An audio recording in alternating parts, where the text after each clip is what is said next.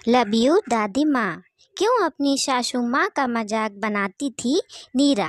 22 साल की छोटी सी उम्र में ईला फैशन इंडस्ट्री का एक जाना माना नाम बन चुका है। इतना ही नहीं, अब ईला ने शाहपुर जाट इलाके में अपना नया शोरूम बना लिया है। साथ ही अपना ब्रांड भी लॉन्च कर लिया है। अब वह बड़े बड़े फैशन डिज़ाइनर को टक्कर देने लगी है। ईला ने अपने नए ब्रांड का नाम भी अनोखा सा ही रखा है, जेफ और जानकी। जब कोई उससे पूछता है कि उसने अपने ब्रांड का यह नाम क्यों चूज किया है, तो ईला फक्र से बताती है कि जानकी मेरी प्यारी दादी माँ का नाम है। आज यदि मैं अपनी लाइफ में इस मुकाम तक पहुँची हूँ तो सिर्फ दादी माँ की वजह से। मेरी दादी माँ ही मेरी लाइफ की मेंटर, मोटिवेटर व नेविगेटर आदि सब हैं। ईला की दादी माँ ईला के ऑफिस में हर रोज़ ईला के साथ ऑफिस में आती हैं। कुछ देर आराम कुर्सी पर बैठती हैं और जब थक जाती हैं तो ईला ड्राइवर के साथ घर वापस भेज देती है। ईला के मन में यह अटल विश्वास है कि दादी माँ का चेहरा देखकर दिन की शुरुआत करने से निश्चय ही उसका पूरा दिन बहुत अच्छा गुजरता है। जब ईला उनकी तरफ देखकर लोगों को इंग्लिश में उनकी तारीफ में कसीदे पढ़ती है तो उन शब्दों का पूरा मतलब तो नहीं समझ पाती, पर ईला के हाव भाव से यह ज़रूर पता लग जाता है कि उनकी पोती उनकी तारीफ में ही कुछ कह रही है। दादी माँ ईला की इस अदा पर मन ही मन खुश होकर उसको ढेर सारे आशीर्वाद दे डालती हैं। दादी माँ के चेहरे पर मंद मंद मुस्कुराहट खिल जाती है। इस मुस्कुराहट के पीछे ना जाने कितनी दर्द थी लकीरें अंकित हैं, यह तो सिर्फ वह ही जानती हैं। फिर तुरंत ही अपने मन को यह कहकर समझा लेती हैं कि अंत भला तो सब भला। ईला उनके इकलौते बेटे राघव व बहू नीरा की इकलौती बेटी थी। ईला के जन्म के बाद 1 साल तक नीरा ने अवकाश लेकर ईला की परवरिश की। फिर ऑफिस ज्वाइन करने के लिए यह सवाल सामने आया कि इतनी छोटी बच्ची को ना तो घर में अकेले आया के साथ छोड़ा जा सकता है और ना किसी डे केयर में। नीरा ने जब यह समस्या अपनी माँ के साथ शेयर की तो ईला की नानी उसको अपने घर ले गई। उनका मानना था कि इतनी छोटी बच्ची को अभी से किसी आया के भरोसे छोड़ना बिल्कुल भी ठीक नहीं है। यूँ भी नीरा को अपनी बच्ची से अधिक अपने करियर की अधिक चिंता थी। नीरा की माँ ने लाख समझाया कि ईला को अभी तुम्हारी व तुम्हारे प्यार की बहुत ज़रूरत है और जब तक ईला 5 साल की नहीं हो जाती तब तक अपने जॉब को भूल जाओ। लाइफ में समय व परिस्थिति के अनुसार कई समझौते करने ही पड़ते हैं। इन 5 सालों में तो मैं अपने करियर में इतना पीछे रह जाऊंगी कि फिर मुझे कोई जॉब भी देगा या नहीं। मैं अपना करियर दांव पर नहीं लगा सकती। नीरा ने अपना दो टूक फैसला अपनी माँ को सुना दिया। काफ़ी सोच विचार के बाद ईला की नानी उसे अपने साथ अपने घर ले गई। ईला अपनी नाना नानी की आंखों का तारा था। साथ ही ईला की बाल सुलभ चपलता से उनका मन भी बहल जाता था। नीरा भी बीच बीच में अवकाश लेकर ईला से मिलने जाती रहती थी। जब भी जाती अपनी बेटी के लिए ढेरों उपहार, टॉफ़ी, चॉकलेट आदि ले जाती। शायद यही उसका अपनी बेटी को प्यार दिखाने का तरीका था। इधर कुछ दिनों से ईला की नानी की तबीयत खराब रहने लगी तो उन्होंने नीरा से कहा कि अब तुम ईला को अपने साथ रखो और उसकी देख रेख के लिए किसी अच्छी आया का इंतजाम कर लो। नाना नानी की लाड प्यार ने ईला को जिद्दी व बिगड़ैल बना दिया था। राघव व नीरा तो सारा दिन ऑफिस में व्यस्त रहते। ईला अभी इतनी बड़ी नहीं हुई थी कि उसे घर में अकेले छोड़ा जा सके। अभी वह सिर्फ 6 साल की थी। नीरा ने अपनी समस्या ऑफिस की कुलीग के साथ शेयर की। किसी ने आया रखने की सलाह दी तो किसी ने घर पर दादी नानी को बुलाकर उनके पास छोड़ने की सलाह दी। अधिकांश कुलीन का कहना था कि कितनी भी अच्छी आया रख लो, फिर भी बच्चे के पास किसी अपने का होना जरूरी है। इससे बच्चा सिक्योर फील करता है। नीरा ने ऑफिस से एक सप्ताह का अवकाश लिया। शहर की अच्छी से अच्छी सिक्योरिटी एजेंसियों के बारे में पता किया जो अच्छी आय का प्रबंध कर सकती थीं। एक दो कंपनियों ने तो शहर के नामी ग्रामी लोगों के नाम भी बताए कि हमारे यहाँ से भेजी गई आया के व्यवहार से उसके घर वाले संतुष्ट थे। नीरा ने पूरे घर में कैमरे भी फिट करवा दिए, जिससे वह ऑफिस में बैठे बैठे आया के क्रियाकलापों पर नज़र रख सके कि आया उसकी बच्ची के साथ कैसा व्यवहार कर रही है। नीरा इतना करने के बाद काफ़ी संतुष्टि का अनुभव कर रही थी कि वह तसल्ली से अपनी जॉब पर फोकस कर सकेगी। राघव के टूर से लौटने पर उसने अपने इंतजाम के बारे में बताया। नीरा की सब बात सुनने के बाद राघव ने खुश होकर कहा, नीरा, तुम्हारी बेटी इला के बारे में जो सोचा है बहुत अच्छा सोचा है, लेकिन मेरा मानना अभी भी यही है कि जबकि हम दोनों अपने अपने जॉब में बिजी हैं, ऐसे में आया के अलावा घर में किसी अपने का होना बहुत ज़रूरी है।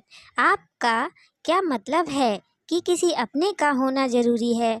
अब कोई अपना क्या बाजार से खरीद कर लाया जाएगा? आपको तो मालूम है कि मेरी माँ ने 6 साल तक इला को पाला पोसा है। अब मेरे परिवार में तो कोई है नहीं जो हमारे घर आकर रहे इला के साथ। क्यों? इला की दादी तो है, अभी वह स्वस्थ भी है, अनुभवी भी। उनको जाकर ले आता हूँ, वही रहेंगी इला के साथ। फिर जब इला कुछ और बड़ी हो जाएगी तो उसे किसी अच्छे हॉस्टल में डाल देंगे, जहाँ उसकी पढ़ाई लिखाई व देख रेख दोनों भली भांति हो जाएगी। राघव के मुंह से इला की दादी को अपने घर में लाने की बात सुनकर नीरा का मूड उखड़ गया। आपको तो बस हर दम अपनी माँ को ही इस घर में लाने के मौके की तलाश रहती है। आपको तो मालूम है कि मुझे अपने घर में किसी की दखलंदाजी जरा भी पसंद नहीं है। फिर वह देहाती मेरी बच्ची को क्या अच्छी आदतें व संस्कार सिखाएगी? क्यों, हम भाई बहनों को भी तो उन्होंने ही पाला है और अच्छे संस्कार भी दिए हैं। इस मुद्दे को लेकर राघव व नीरा में काफ़ी बहस हुई। आखिर नीरा को अपनी मौन सहमति देनी ही पड़ी। भावावेश में आकर नीरा ने सासू माँ के लिए जो देहातन शब्द का उपयोग किया था, उस पर उसे खुद ही खेद हुआ और इसके लिए राघव से उसने तुरंत सॉरी कहकर माफ़ी मांग ली। दूसरे दिन इतवार था। राघव कार लेकर गया और दोपहर तक माँ को लेकर आ गया। बहू नीरा ने उन्हें देखकर जिस अंदाज में पैर छुए और जिस तरह मुंह लटका लिया, वह उन्हें बहुत खला। आखिर वह बच्ची तो नहीं थी। अनमनी ढंग से किए जाने वाले स्वागत को पहचानने की बुद्धि वह रखती ही थी। उनकी पोती भी उन्हें अजनबी नज़रों से देखती रही। फिर राघव ने इला को बताया कि तुम्हारी दादी माँ हैं, इनको अपना कमरा नहीं दिखाओगी? यूँ तो नीरा ने इला को व्यस्त रखने के लिए उसको कई तरह की एक्टिविटीज़ की क्लासेस ज्वाइन करा दी थीं। इन क्लासेस में वह क्या सीख कर आ रही है या नहीं, यह जानने और पूछने का नीरा को समय कहाँ था। उसकी कॉरपोरेट जगह की नौकरी उसका सारा समय खा जाती थी। नीरा चाहते हुए भी इला से अधिक इंटरेक्शन नहीं कर पाती थी। नीरा अपने जॉब में व्यस्त रहती। सुबह 8 बजे घर से निकलकर शाम 8 बजे तक ही घर पहुंच पाती, जब तक इला सो चुकी होती। यही कारण था कि इला धीरे धीरे अपनी माँ से दूर व दादी माँ के नज़दीक होती जा रही थी। हाँ, शुरू में तो इला को अपने कमरे में दादी माँ का रहना अजीब लगा। फिर उनके प्यार व स्नेह भरे व्यवहार से अब उनके साथ घुल मिलने लगी थी। एक दिन ड्राइंग क्लास से लौटी तो बहुत खुश थी। जानकी जी ने उसकी खुशी का कारण पूछा तो उसने अपनी ड्राइंग की कॉपी उनको दिखाई और बताया कि मैम ने हैप्पी फैमिली ड्रॉ करने को बोला था। मैंने जो बनाया उसको देखकर बहुत खुश हुई, मुझे शाबाशी दी। उसने अपनी ड्राइंग कॉपी में मम्मी पापा के साथ दादी माँ को भी चित्रित किया था। जानकी जी यह जानकर बहुत खुश हुई। समय अपनी गति से बीत रहा था। घर में आया के साथ साथ ईला की दादी माँ हैं, यह सोचकर नीरा काफ़ी निश्चित हो गई थी। ईला धीरे धीरे बड़ी होकर 12 साल की उम्र तक पहुंच रही थी। एक दिन स्कूल से लौटी तो स्कूल बैग पलंग पर पटक कर अपने बेड पर औंधे मुँह गिरकर रोने लगी। जानकी जी ने उसके स्कर्ट पर खून के दाग देखे तो घबरा गईं। उन्होंने उसके सिर पर प्यार से हाथ फेरा और कहा, मुझे बताओ, क्या तुमको कहीं चोट लगी है स्कूल में खेलते समय? ईला ने कहा, नहीं, पर मेरे पेट में जोर का दर्द हो रहा है। माँ को 2-3 बार फ़ोन मिलाया पर बात नहीं हो पाई। दादी माँ, क्या आपके पास मेरे पेट दर्द को दूर करने की कोई दवा है? हाँ है ना, मेरी दवा से तुम्हारा दर्द एकदम छूमंतर हो जाएगा। जानकी जी समझ गईं कि ईला को पीरियड शुरू हो गए हैं और इसी कारण उसकी स्कर्ट पर खून के दाग लगे हैं और पेट दर्द हो रहा है। उन्होंने आया को बोलकर गर्म पानी की बोतल लाने को कहा। ईला को अपने पास लिटाया, उसके सिर पर प्यार से हाथ फेरा और पेट की सिकाई की। थोड़ी देर में ही ईला को नींद आ गई। जब वह सोकर उठी तो बोली, लव यू दादी माँ, आपने तो सच में ही मेरा पेट दर्द गायब कर दिया। ईला को अपने पास बैठा कर धीरे धीरे उसे पीरियड्स की जानकारी दी और बताया, बेटा, एक उम्र आने पर ऐसा सभी के साथ होता है। अब हर महीने तुमको इससे गुजरना होगा। 3-4 दिन के बाद तुम नॉर्मल महसूस करोगी। डरने जैसी कोई बात नहीं है मेरी बच्ची।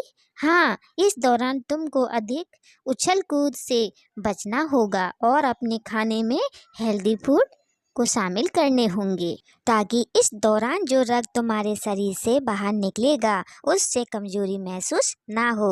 ईला ने दादी माँ की सारी बातें बहुत ध्यान से सुनी और कहा कि आगे से इन बातों का ध्यान रखेगी। समय धीरे धीरे आगे बढ़ रहा था। दादी माँ को सिलाई व कढ़ाई करते देख उसका रुझान भी इस ओर बढ़ रहा था। इस बार एग्जाम में क्राफ्ट की फाइल में उसे फुल मार्क्स मिले थे क्योंकि दादी माँ से सीखे कसीदों ने उसको काफ़ी हुनरबाज बना दिया था। आज ईला खुश थी क्योंकि उसके टीचर ने उसकी क्राफ्ट फाइल दिखाकर उसकी बहुत तारीफ की थी। घर आते ही ईला दादी माँ के गले में बाहें डालकर लिपट गई और बोली, लव यू दादी माँ। जानकी जी ने ईला को अब तक गुड टच व बैड टच के बारे में भी बता चुकी थी। यूँ तो ईला कार से ही स्कूल आना जाना करती थी। सुबह ड्राइवर स्कूल छोड़ आता, शाम को वापस ले आता। एक दिन ईला स्कूल से आकर अपने कमरे में कपड़े बदल रही थी। उसके क्लास का लड़का नोट्स लेने के बहाने घुस आया क्योंकि दरवाज़ा असावधानी बस खुला रह गया था। जानकी जी रसोई में ईला के लिए खाना लगा रही थी। वह लड़का पहले तो ईला से छेड़छाड़ करने लगा, फिर उससे ज़बरदस्ती करने की कोशिश की। ईला जोर से चिल्लाई। आवाज़ सुनकर दादी माँ तुरंत दौड़ी आई और उस लड़के का कॉलर पकड़कर 2-3 थप्पड़ मारे। फिर घर के बाहर खींच कर ले गईं और जोर जोर से आवाज़ लगाकर पूरे मोहल्ले को जमा लिया। सभी लोगों ने पूरी बात जानकर उस लड़के की जमकर धुलाई की। तब तक किसी ने पुलिस को बुला लिया था। उस लड़के को पुलिस के हवाले कर दिया गया। कमरे में आने पर देखा कि ईला कोने में डरी सहमी खड़ी थी। वह जानकी जी को देखकर उनसे लिपट कर रोने लगी और रोती रोती बोली, लव यू दादी माँ, यू आर ग्रेट। यदि आज आप ना होती तो ना जाने क्या हो जाता। आया आंटी तो इन सब से बेखबर घोड़े बेचकर सो रही हैं। शाम को नीरा के ऑफिस से वापस आने पर ईला ने पूरी घटना अपनी माँ को बताई कि किस तरह दादी माँ की वजह से आज आपकी बेटी किसी अनहोनी का शिकार होने से बच गई। नीरा को महसूस हुआ कि घर में किसी अपने का होना बहुत ज़रूरी है। साथ ही उसने जाकर अपनी सासू माँ को धन्यवाद दिया और अपने अब तक के व्यवहार के लिए माफ़ी मांगी। ईला ने 12वीं तक जाते जाते जानकी जी से कपड़ों की कटिंग, कढ़ाई व डिजाइनिंग आदि सब सीख लिया था। इसलिए उसने फैशन डिजाइनिंग का कोर्स करने का मन बना लिया था। उसकी माँ ने भी उसकी चॉइस पर अपनी हाँ की मोहर लगा दी, क्योंकि ईला के साथ साथ नीरा भी सासू माँ के हुनर को सलाम करने लगी थी। और ईला वह तो उठते बैठते हर समय बस एक ही बात बोलती रहती थी, लव यू दादी माँ।